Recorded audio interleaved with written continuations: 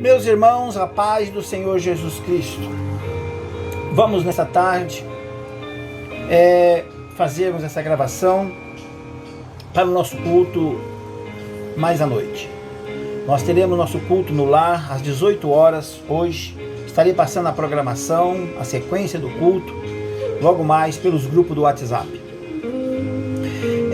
A palavra de Deus para nós hoje está em 1 Tessalonicenses, capítulo 5, versículo 12 ao 28. E diz assim a palavra do Senhor: E rogamos-vos, irmãos, que reconheçais os que trabalham entre vós, e os que presidem sobre vós no Senhor e vos admoestam, e que os tenhais em grande estima e amor por causa da sua obra. Tende paz entre vós. Rogamos-vos também, irmãos, que admoesteis os desoldeiros, consoleis os de pouco ânimo e sustenteis os fracos, sejais pacientes para com todos. Vede que ninguém dê ao outro em mal por mal, mas segui sempre o bem, tanto uns para com os outros, como para com todos. O 16 diz: regozijai-vos sempre. O 17, orai sem cessar. O 18, em tudo dai graça, porque esta é a vontade de Deus em Cristo Jesus para convosco. 19, não extingais o Espírito. O 20, não desprezeis as profecias. O 21, examinai tudo e retende o bem. O 22, abstende-vos de toda aparência do mal. O 23, o apóstolo faz uma oração: e o mesmo Deus de paz vos santifique em tudo, todo o vosso espírito, alma e corpo sejam plenamente conservados e irrepreensíveis para a vinda do nosso Senhor Jesus Cristo. Fiel é o que vos chama, o qual também o fará. Irmãos, orai por nós. O 26, ele dá uma saudação e diz: saudai a todos os irmãos com ósculo santo. Pelo Senhor vos conjuro que esta epístola seja lida a todos os santos irmãos. E o 28, ele dá a bênção apostólica e diz: a graça do nosso Senhor Jesus Cristo seja convosco. Amém. Amém, meus irmãos. Quero fazer uma oração ao Senhor, pela igreja, por essa palavra que o Senhor nos dá. Oremos. Senhor Jesus, Senhor Deus Santo, Senhor Deus de poder e graça e de misericórdia, nós te louvamos, meu Deus Santo, por este momento, por estarmos na tua presença, pela tua palavra, Pai Santo, que nós estamos nesse período, Senhor Deus, de gravação, Senhor Jesus, porque está nos impedindo, meu Deus, não por força de decreto, meu Deus, do homem, mas por força, meu Deus, de uma epidemia, Senhor, que assola não só o nosso país, mas assola todas as nações. Meu Deus, dá graça, tem misericórdia de nós, Pai. Tem de misericórdia do teu povo, tem de misericórdia da tua igreja. Nos dá, meu Deus, nessa tarde a tua palavra, nos ensina, Senhor Deus, a andarmos na tua presença. Senhor, eu te louvo e te agradeço, Jesus, por este momento. Amém? Amém, meus irmãos. Essa palavra de 1 Tessalonicenses é a palavra que o Senhor nos dá para esse culto de ensinamento. Hoje seria o nosso culto de ensinamento em nossas igrejas, principalmente no Boa Vista, né, onde nós estamos. E hoje, né, dia 1º de abril de 2020. E essa carta de Paulo, vamos meditar um pouco nela, porque ela traz para nós um ensinamento, traz para nós mandamentos, para que nós possamos andar na presença do nosso Deus. Na verdade, esse trecho que eu li, do versículo 12 ao versículo 28, Paulo está finalizando essa primeira carta que ele escreve aos Tessalonicenses. Nós sabemos que a igreja de Tessalônica, ela foi fundada por Paulo, era uma cidade portuária com cerca de 200.000 habitantes, portanto, o tamanho de uma cidade de porte pequeno para médio no Brasil. Por exemplo, em Americana tem 200 mil habitantes, 220 mil habitantes. Então, era uma população razoável. E tinha uma comunidade muito expressiva, grande dentro dessa cidade. E Paulo, então, na sua viagem missionária, passando por ali, começa a pregar o evangelho. Mas Paulo começa a ser perseguido pelos judeus. E Paulo tem que abandonar, tem que sair da cidade para não ser morto. E Paulo vai para Bereia. Em Bereia, Paulo abre um trabalho também com pequena duração, com curta duração, porque os judeus de Tessalônica vieram atrás de Paulo e seguiram. De forma que Paulo teve que fugir, foi para Atenas. Em Atenas, Paulo encontra com Timóteo. E ali Paulo envia Timóteo para Tessalônica, para os tessalonicenses, para dar continuidade na igreja e instruir os irmãos. E Paulo segue então para Corinto. E em Corinto, Paulo aguarda a volta de Timóteo.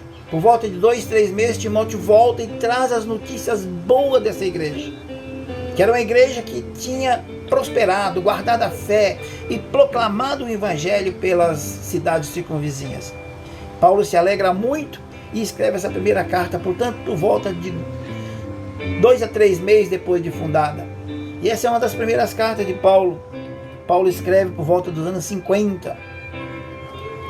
E Paulo dá algumas instruções para os tessalonicenses. Fala diversos mandamentos, ensina diversos mandamentos para eles, porque era uma igreja nova. Timóteo traz as necessidades da igreja. Uma das coisas que é conhecida por todas as igrejas é a forma como Paulo ensina sobre o arrebatamento, porque o povo de Tessalonicenses os tessalonicenses estavam preocupados porque alguns estavam morrendo, alguns crentes, e eles criam que Jesus voltaria, eles ainda em vida. Então Paulo dá um ensinamento sobre o arrebatamento da igreja. E finalizando a carta, Paulo então faz, nesse capítulo 5, Paulo faz as recomendações finais e dá um mandamento para eles. Um dos mandamentos, dá um dos últimos mandamentos. Faz uma oração por eles e encerra a carta. Portanto, esse finalzinho é dividido em 4 partes. A primeira parte, do versículo 12 ao versículo de número 15, Paulo ordena, porque não é uma... Paulo não está aqui corrigindo eles. Paulo não está aqui... Paulo, na verdade, está fazendo uma recomendação para a igreja, um mandamento para a igreja. E Paulo, então, recomenda para eles para a igreja, que zelem por aqueles que trabalham na obra do Senhor, que tenham em grande estima o seu pastor, que tenham em grande estima os obreiros, que haja ordem e obediência dentro da igreja. No versículos 16, na verdade, do 14 ao 15, Paulo faz recomendações. Na verdade, o título, Preceitos Diversos, quer dizer ordem, regras, normas, condições. Por isso é uma recomendação, não uma exortação, apenas recomendação ou um mandamento. Paulo recomenda aos obreiros da igreja de Tessalônica que eles trabalhem na obra de Deus, admoestando, exortando, confortando a igreja. Ele diz: admoesteis os desordeiros, aos obreiros da igreja, que é a segunda parte desse trecho. Consoleis o de pouco ânimo e sustenteis os fracos e sejais pacientes para com todos. Paulo então dá uma ordem, uma ordenança para os obreiros. E a terceira parte, Paulo faz uma oração pela igreja. Paulo ora a partir do versículo 23 até o 25. Paulo faz essa oração, né? E o mesmo Deus de paz o santifique em tudo, todo o vosso espírito, alma e corpo, e sejam plenamente conservados e irrepreensíveis para a vinda do nosso Senhor Jesus Cristo. fiel que vos chama, o qual também o fará. Irmãos, orai por nós. Aí ele dá uma saudação final e dá as bênçãos apostólicas. Mas o que eu quero me deter nessa quarta-feira, meus irmãos, nesse culto de ensinamento, é sobre os versículos de número 16, 17 e 18. Por que eu quero me deter aí? Porque estamos vivendo um momento de angústia, um momento de apreensão, um momento que nos traz muitas vezes uma certa confusão, não a todos, mas a alguns, e de vermos a situação que estamos vivendo. Mas a recomendação de Paulo no versículo de número 16 é que a igreja, porque essa carta que Paulo escreve a Tessalonicenses se torna depois uma carta para todas as igrejas. E vem até nós, a igreja do Senhor, que estamos vivendo hoje momentos difíceis, de aprendizado sempre. E essa recomendação de Paulo, esse mandamento de Paulo, no versículo 16 é: regozijai-vos sempre. Regozijai-vos continuamente. Por isso o título dessa mensagem é Regozijo, um fruto do Espírito. E o tema dessa mensagem é regozijando sempre no Senhor. Primeiro tópico, regozijai-vos sempre. Essa palavra, irmãos, ela tanto é uma ordem, um estado, como também é para nós uma ação, como é para nós também um estado, como eu disse. Por quê, irmãos? Porque o apóstolo nos exorta, nos recomenda, dá como mandamento essa palavra, regozijai-vos. A palavra regozijai-vos, ela está num tempo verbal, num imperativo afirmativo. Portanto, ela é uma ordem, não é se puder, regozije. Se der, você regozije. Não. O ensinamento de Paulo é para que a igreja regozije sempre, viva em regozijo. O fato de viver em regozijo não significa que não tem lutas e tribulações. Por quê? Porque o regozijo é um estado no crente em que ele vive na presença do Senhor. Portanto, eu disse, a palavra regozijai é uma ordem. A palavra regozijai está no imperativo afirmativo, portanto, o apóstolo Paulo está nos ordenando, regozijai-vos sempre, isto é, na alegria ou na tristeza, na paz ou na perseguição e aflições. Porque se regozijarmos nas aflições, o Senhor nos dará força para vencermos. Significa, irmãos, que a ordem de Paulo é que nós conservemos, para que nós possamos viver plenamente na presença do Senhor, conservemos dentro de nós esse regozijo. Quer dizer, esse estado de gozo que temos desde o dia que aceitamos Jesus. Esse estado de gozo é um estado de gozo do Espírito. Embora sofremos muitas vezes na alma, no corpo, as aflições, as perseguições, a adversidade, mas dentro do nosso espírito, a fé que foi gerada em nós, que é uma obra do Espírito Santo de Deus, que é um fruto do Espírito Santo de Deus, ela precisa conservar viva dentro de nós. Mesmo em perseguições e luta, devemos nos alegrar porque temos salvação, porque temos o Espírito Santo dentro de nós. Por isso, o regozijo é uma ordem de Paulo, que o crente vive em regozijo. Por quê, irmão? Porque na hora da luta, da tribulação, se ele regozijar na aflição, o Senhor vai dar força para ele vencer aquele problema. Portanto, o regozijar no Senhor precisa estar continuamente dentro de cada cristão. Precisa estar continuamente dentro nas nossas vidas. porque senão nós naufragamos, senão nós não vamos chegar até o fim. Ela também é um estado. Por que um estado?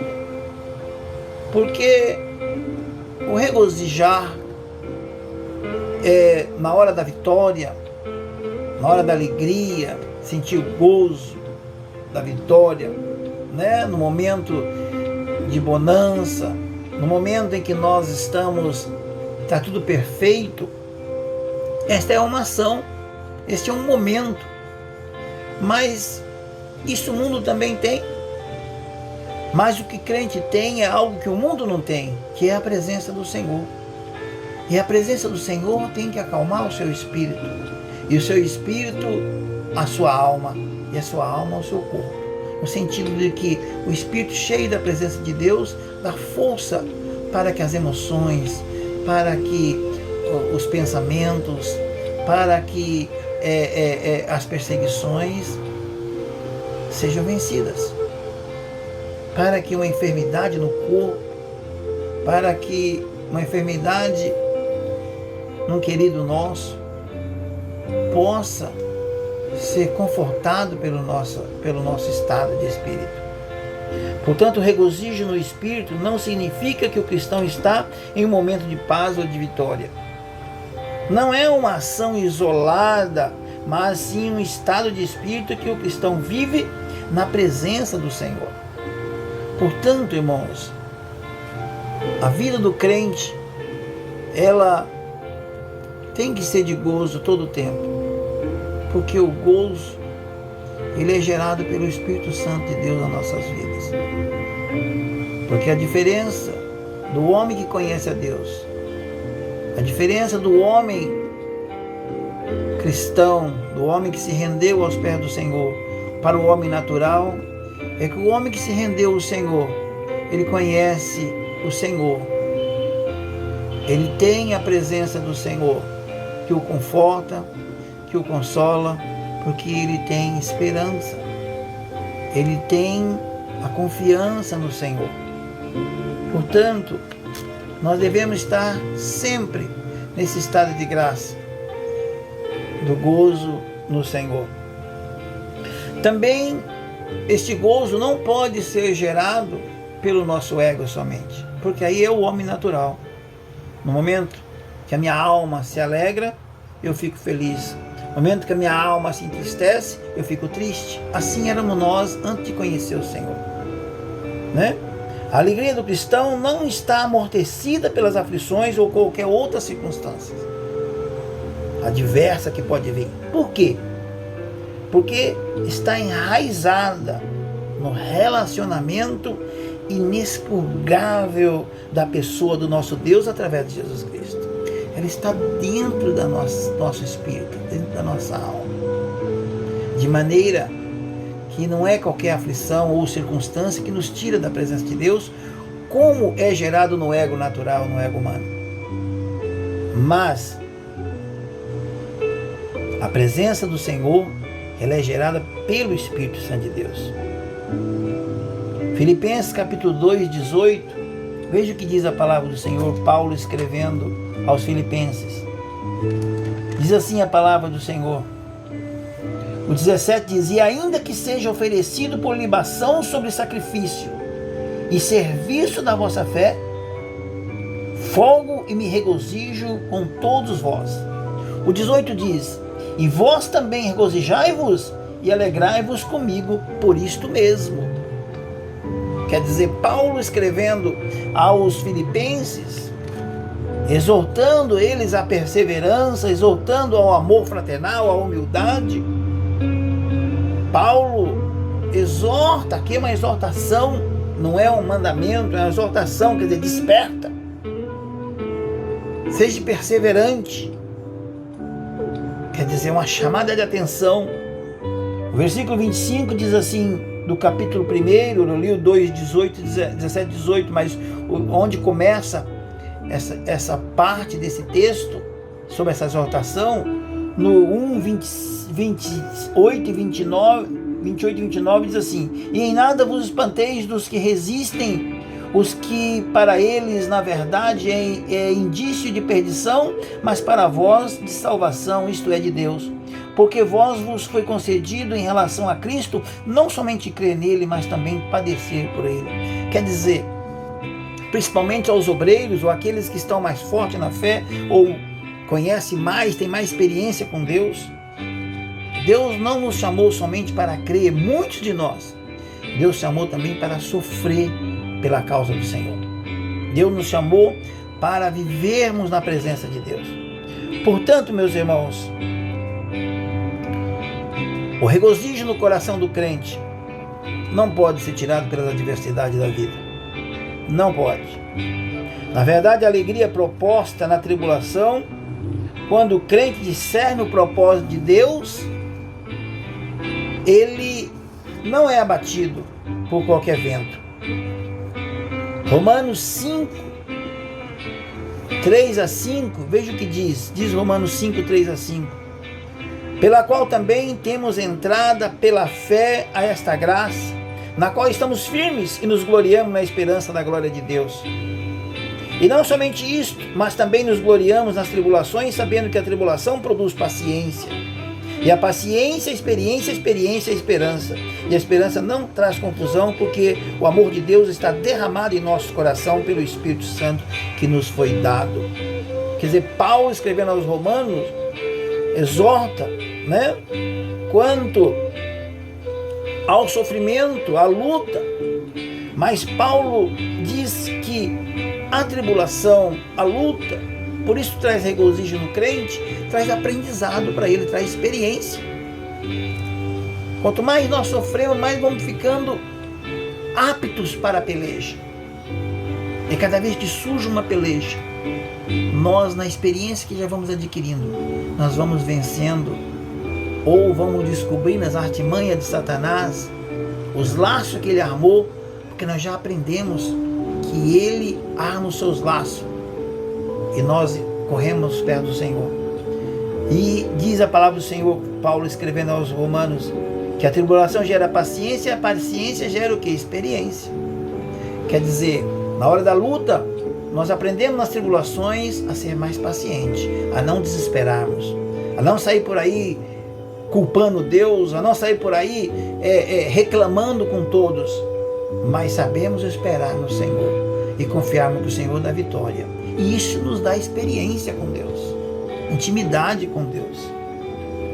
E essa experiência gera em nós a esperança de crermos que o Senhor dará vitória. O Senhor está conosco. Coisa linda é a palavra do Senhor. Portanto, essa alegria, ela não é gerada pelo ego humano, mas é um fruto do Espírito Santo. É o segundo, em Gálatas 5, 22, nós vemos os frutos do Espírito Santo. O primeiro é o amor, o segundo é o gozo. Então não é um gozo gerado pela minha alma no momento de uma festa, no momento de um plano meu que vai se executar, que vai se completar. Sim, me alegro diante do Senhor quando um sonho se realiza, mas guardado dentro da minha experiência com o Senhor, estando ele de acordo com a vontade do Senhor. Aí sim, gera gozo em mim, gera experiência em mim, gera uma história. Eu posso olhar para trás e ver um rastro de glória pelas tribulações que eu passei, a luta que eu passei e as vitórias que o Senhor tem me dado. Portanto, igreja do Senhor Jesus, regozije-se no Senhor. É o mandamento de Paulo. Busque no Senhor, confie no Senhor e vive em alegria, mesmo com a alma às vezes abatida, o corpo enfermo muitas vezes, mas dentro de ti você tem a certeza que Deus está contigo. Por isso, o regozijo que Paulo ordena é para estar em nós. Nessa madrugada que o pastor estava orando e pedindo: Senhor, tira a tristeza do meu coração, me dá o gozo da tua presença. É um fruto, Senhor, me dá um gozo da tua presença. Porque se temos este gozo, irmão, não tem depressão, não tem tristeza, não tem nada que vai nos deixar desesperançosos. Amém? O segundo versículo que me chamou muita atenção, que é o 17, ele diz: orai sem cessar. A palavra orai sem cessar, ela tanto é uma atitude como é uma atividade. Nós sabemos que devemos estar orando todo o tempo, e ela se torna uma atividade em nós. Precisamos estar dobrando nosso joelho e orando. Mas esse orar sem cessar não é viver 24 horas de joelho dobrado, mas é viver 24 horas na presença do Senhor. Então é uma atitude de oração. É estarmos sempre vigilantes, orando, colocando tudo diante do Senhor quando surge os problemas. Por isso Paulo diz: o crente ore sem cessar, tanto em atitude quanto em atividade. Portanto, a atitude de devoção a Deus pode ser sem cessar, quer dizer, uma atitude contínua de oração diante do Senhor. Paulo exemplifica a ordem dada, pois suas cartas são perfumadas com a fragrância da oração. Então as cartas de Paulo são realmente lindas comprovadas em termos de oração. Romanos 12:12 diz: alegrai-vos na esperança, sede pacientes na tribulação, perseverai na oração. Então veja que Paulo é um exemplo de oração. E o último, que é o 18, eu escolhi esses 3 versículos para meditar, para nós aprendermos dele nessa tarde, está: em tudo dai graças. Quer dizer, em toda circunstância, até mesmo nas dificuldades e aflições, devemos dar graça. Como eu já disse sobre o regozijo, em tudo regozijai. Dai graça, Senhor, eu te louvo. Eu te louvo pela luta, eu te louvo, meu Deus, por esse momento. Só me conforta. Esta, embora singular, parece encampar os 3 mandamentos do 16, 17 e 18. A vontade de Deus inclui alegria constante, quer dizer, regozijai constantemente, sempre. Oração sem cessar e ação de graça ilimitada, rendendo graça ao Senhor. Te louvo. Te louvo por esse momento. Te louvo por essa crise. Te louvo, meu Deus, porque Tu és bom. Te louvo, Senhor, meu Deus, diante dessa adversidade. Estou aqui clausulado, estou fechado, mas eu creio na vitória. Te louvo. Então, a atitude são necessárias e possíveis em Cristo Jesus. Estando no Senhor, há sempre, é possível sempre. Amém, meus irmãos? Que Deus vos abençoe em Cristo Jesus. Guarde essa palavra no vosso coração como um aprendizado da parte do Senhor. Essa recomendação de Paulo para nossos corações. Regozijai-vos sempre. Sempre. Do acordar ao acordar do outro dia. Sempre em regozijo. Orai sem cessar. Esteja diante do Senhor a sua alma, os seus pensamentos, todo o tempo. Não deixa desvanecer por coisas desse mundo. E dai graças em tudo dá graça. Essa é a vida do cristão até a volta de Jesus. Amém? Que Deus os abençoe. Vamos fazer mais uma oração. Senhor Jesus, eu te agradeço pela tua palavra, que ela possa, meu Deus, penetrar no coração da tua igreja, que ela possa, meu Deus, despertar o povo, fortalecer esse povo, meu Deus, na sua fé, na sua esperança. Senhor, ensina a tua igreja a ter experiência contigo. Ensina a tua igreja, papai, a viver diante das adversidades em gozo na tua presença. Meu Deus santo, abençoa cada um, meu Deus, cada família, cada cristão, meu Deus, guarda dessa enfermidade, porque é o teu povo, Jesus. Eu te louvo. Amém. Que o grande amor de Deus, a graça do nosso Senhor e Salvador Jesus Cristo, a comunhão, a consolação do Espírito Santo de Deus, seja com a da igreja, hoje e eternamente. Povo de Deus, diga amém. Amém, meus irmãos. Terminado em nome do Senhor Jesus. Amém.